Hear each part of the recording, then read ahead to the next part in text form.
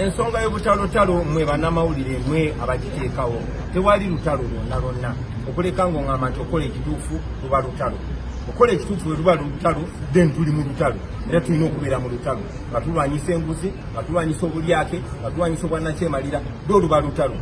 so si mu kibiina kyaffe nze ndowooza mu kibiina kyaffe twandibadde nga ekyokulabirako buli muntu kabeere nga sipiika wa paliamenti yalidde enguzi kabeere nga minisita n'akangavulwa nga bwe kirina okubeera ffe nga NUP tuba wakyakulabirako tuli option era mu Uganda empya bwe tubikola bwe tujja okubikola nga tumaze okugoba nakyemalira. His Excellency Robert Kyagulanyi Ssentamu, President wa National Unity Platform, olunaku lwaleero bwe babadde bagenda maaso n'okubeera nga batongoza embalirira y'eggwanga nga bwe yandigenze maaso n'okubeera nga eba nga bo aba gavumenti ey'oludda oluvuganya gavumenti ya wakati oba efuga eggwanga lino. Kati nno wano wasinziridde n'akamuula ku ddoboozi eri sipiika wa paalamenti n'amulangira obubbi obulyake n'obukenuzi bw'ensimbi y'omusolo era n'agamba nti ono yeetaaga bannayuganda kuwekalakasa bwekalakasa agende maaso n'okubeera nga ava mu ntebe eyo bunnambiro nnyo nnyini ddala kubanga aweebudde ekitiibwa ky'entebe y'obwa sipiika kwoteeka n'eggwanga Uganda okutwaliza awamu. Nkugambye bingi byengenze maaso n'okubeera nga nkuleetera wabula atega amatu gwe kunkumula kubanga sigenda kubeera nga nkulwisayo. Jubero Ssenyonyi aliko naye ate byatangazizaamu nkugambye duneeno n'omuto asituse. Njagala okujjukiza nti no Sheikh Ashraf Dembe musomi wa dua yatuteekamu akasimbi mukubireko ku simu yali ku screen yawo esimbi eyo 14 gwe ayina ebizibu ebyenjawulo mukubireko ajagena maaso n'okubeera nga akukolako ate ono ebisale byo bibeera wansi nnyo nnyini ddala asobola n'okukebera n'agamba ekyo tekyetaagisa yadde ennusu oba omunwe gw'ensimbi. Kakati nno naawe ayagala olanga naffe mu ngeri emu tukubire ku simu y'ensimbi 57 ku screen tugende maaso n'okubeera nga obulamu tubutambuliza awo mpola mpola. Nkusaba n'obuwombeefu bw'ekika ekya waggulu vidiyo eno sooka ogimpereka like ate etuuke ku oyo omulala yandi ate azogenda maaso n'okubeera nga agifuna eya subscribing edda nkwebaza bwebaza era kyokola kya muwendo mungi nnyo gw'atannaba subscribing bambi n'obuwombeefu bw'ekika ekya waggulu nkusaba sooka subscribing tulabe vidiyo eno nzikiriza ntandikire wano ate akawungeezi k'olunaku olwaleero. His Excellency Robert Kyagulanyi Ssentamu avudde mu mbeera guno omuliro gujja nnyoka bagenda guwulira. Ensonga gyembadde zikonyeeko ensonga y'enguzi ekutte ejjembe newankubadde omu ku ffe naye yalisanga mu nsonga eyo naye abamukulira be basinga okulya enguzi okugeza sipiika waffe wano sipiika wa paliamenti ya Uganda ye Nakinku mu kulya enguzi era ekyo kyetaaga okwogerwako ensi n'ekimanya n'ensi nemukolinga out kubanga ssente ezoonoonebwa paliamenti eno esobola okukyusa obulamu bw'abantu bungi nnyo. So obuli bw'enguzi ye kansa ayonoonye Uganda kati kyafuuka institutional enguzi yafuuka ngeri yakwekumira mu buyinza na ngeri yakukakanya abavuganya gavumenti. So enguzi ng'ekulemberwa Anita Amongo sipiika wa wano nomu nga mulimu si bokaboka ba NRM naye nga mulimu n'abaffe kizibu nnyo era nakyo tulina okirwanyisa ate tujja kirwanyisa. Ffe nga NUP tujja kukola kukozesa ebikolwa si bigambo we tulina obuyinza wonna okulwanyisa enguzi naye twagala na buli kitongole kya gavumenti kikozesa obuyinza obwo okulwanyisa enguzi kuba enguzi yesizigiza Uganda emabega. Kasana kano mu kibiina kyammwe mujjudde kanjite obutalotalo oba entalotalo tekikose nga gyemulina okutambulawo emirimu gyammwe otandika. Ensonga y'obutalotalo mwe bannamawulire mwe abagiteekawo tewali lutalo lwonna okuleka ng'oŋŋamba nti okola ekituufu luba lutalo. Okola ekituufu bwe luba lutalo then tuli mu lutalo era tulina okubeera mu lutalo nga tulwanyisa enguzi nga tulwanyisa obulyake nga tulwanyisa obwannakyemalira lwe luba lutalo. So si mu kibiina kyaffe nze ndowooza mu kibiina kyaffe twandibadde nga ekyokulabirako buli muntu kabeere nga sipiika wa paliamenti yalidde enguzi kabeere nga minisita n'akangavulwa nga bwe kirina okubeera. Ffe nga NUP tuba wakyakulabirako tuli option era mu Uganda empya bwe tubikola bwe tujja bikola nga tumaze okugoba nakyemalira.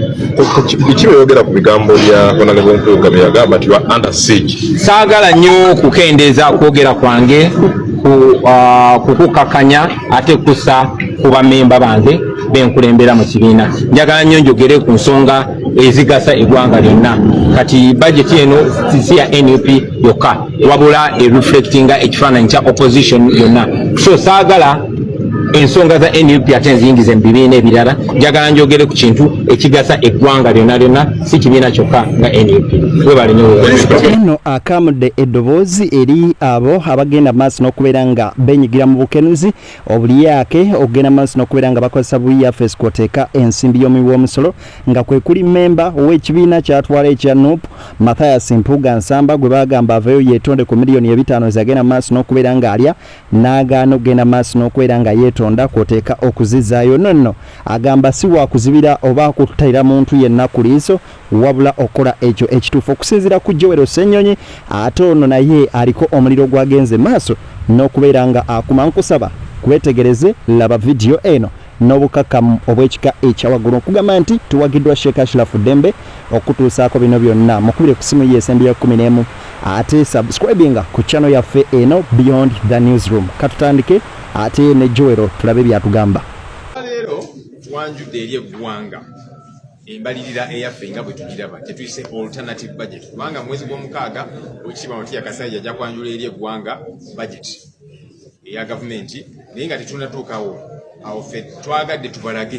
kino kyekituufu ekyokukola abantu bangi bagenda ne bagamba nti oppositioni bopozinzi tebalina alternatives ffe twagala kulaga nti nedda si bwe kiri tetuwakanya buwakanya naye tulina alternatives zetwanjudde eri eggwanga era mu alternatives zaffe ezo tugamba nti okusookera ddala tulwanyisa enguzi bwe tunalwanyisa enguzi kuba buli mwaka tufiirwa obutabalika 10 mu nguzi sente empitirivu ezoonoonebwa ku bintu mu ntwawe bitategeerekeka bye tulina okukendeeza bwe tunaakola ekyo tujja kubanga tulina sente eziwerako okuweereza bannayuganda kati ffe tugamba nti tulina okwongera sente mu byobulamu tulina okwongera sente mu byenjigiriza tulina okwongera sente mu infrastructure enguudo embi mu Kampala n'ebirala service delivery generally sente ezo batera otubuuza naye kakati mwe mwagala twongere wano sente naye tewali sente ffe tubalaze nti sente weeziri tulwanyise enguzi tulwanyise sente ezoonoonebwa mu ngeri etategeerekeka awo tetujja kusumbuwa nnyo bannayuganda kwongeza misolo kubanga gavumenti eyagala kwongeza misolo ebintu bino tubiwakanya mu palamenti eyo naye olwokuba tetulina namba ziwera todula babiyisaawo nga babaagala naye ffe tugamba nti nedda bannayuganda already tubanyigiriza nnyo ku nsonga y'omusolo ate kakati bw'obwongerako omusolo omulala mwagala bizinesi zaabwe zigwe olwaleero abasuubuzi mu kibuga bagaddewo amaduuka gaabwe bali mu kwekalakaasa mu mirembe era ekyo ffe tukiwagira tuze tugamba bannayuganda banne mutwegatteko ku nsonga zino temuzitulekera ffeffekka abali mu palamenti kubanga ku sayidi gye tuliko gye nkulembera tuli batono todolaba ensonga zino tuzoogerako naye zikalanga minority reports bannaffe tebaagala kuziyisa kakati nammwe amaloboozi gammwe kalina okuvaayo ku nsonga y'omusolo ffe tugamba nti olwanyisa enguzi tujja kuba ne sente eziwera ezisobola okukola ku nsonga z'abannayuganda olwanyisa sente ezoonoonebwa mu ngeri etategeerekeka awo tojja kusumbuwa nnyo bannayuganda ne weeyongera okubanyigiriza olwedde basasula omusolo omuyitirivu ate nga tebalaba service delivery bagenda mu malwaliro teri ddagala abaana baabwe tebasobola batwala mu masomero ga gavumenti kubanga teri kiriyo kakati already basasula sente empitirivu services tezivaayo beeyongera okukozesa sente zaabwe okwetuusaako services ate kakati bw'ogamba nti ogenda bongerako omusolo nedda kikyamu so tetugamba nti yes buli ggwanga lirina okuŋŋaanya emisolo naye tugamba nti ate kiyitiridde kisusse we kirina okukoma ate nga tulaga nti yes nga toyongeza musolo tukulaga sente wawe zirina okuva kasitolwanyisa enguzi kasitokonikendeeza kubonoona sente y'omusolo kasita olaga nti bannayuganda gwe mulamwa sente zijja kubanga weziri zijja available tuzijja kutulugunya nnyo bannayuganda kubapaatiikako misolo ebiyitirivu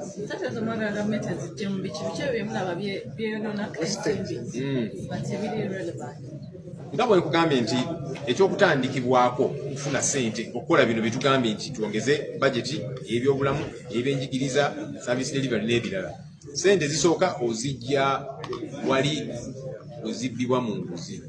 kubanga bwe ngambye nti buli mwaka tufiirwa obutabalika 10 trillion shillings sente ezo zaalikoze ebintu biyitirivu nnyo naye tetuzirina kubanga zibbibwa kati lwanyisa enguzi mu byaddala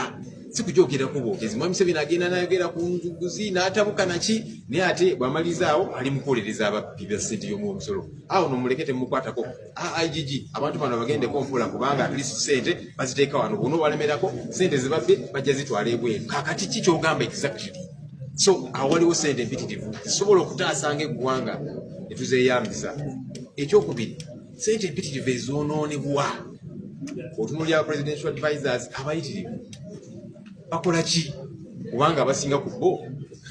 ni wa Museveni gwe balina okuadvisinga emyaka 5 giwera nga tebamusinkanye. Afunye chance namusinkana ate mwa Museveni yamuadvisinga. So kati ebifo bino babiteekawo nti kakati oli agudde ku bwa MP ne bamuteeka eno.